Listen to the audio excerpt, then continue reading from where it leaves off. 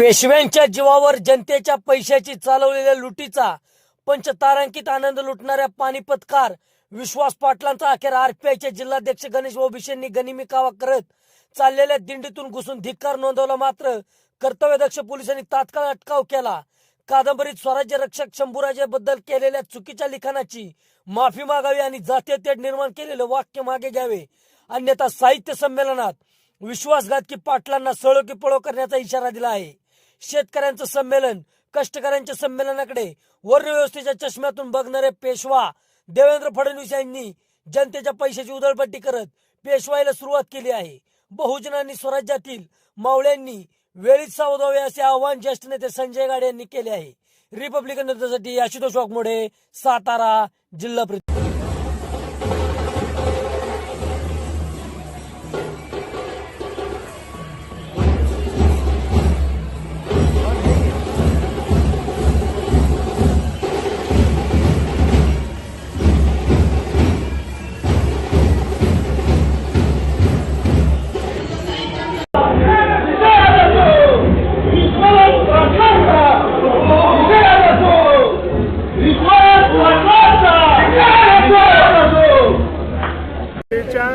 या उत्सवात येत्या 4 दिवसात सातारा आणि आजूबाजूच्या जिल्ह्यातली मंडळी मोठ्या प्रमाणावर सहभागी होतील आणि साहित्य चारदेची पालखी आपल्या खांद्यावर घेतील अशी मला खात्री आहे।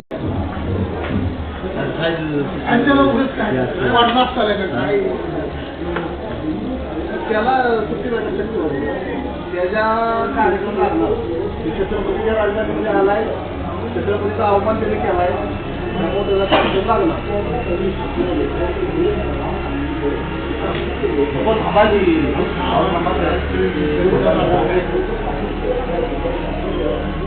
तुम्ही नाही केलं काय काय काय काय आता काय काय करतो काय करणार आहे? तो नालायक माणूस आहे, त्याला भेटून मला काय फायदा होणार नाही।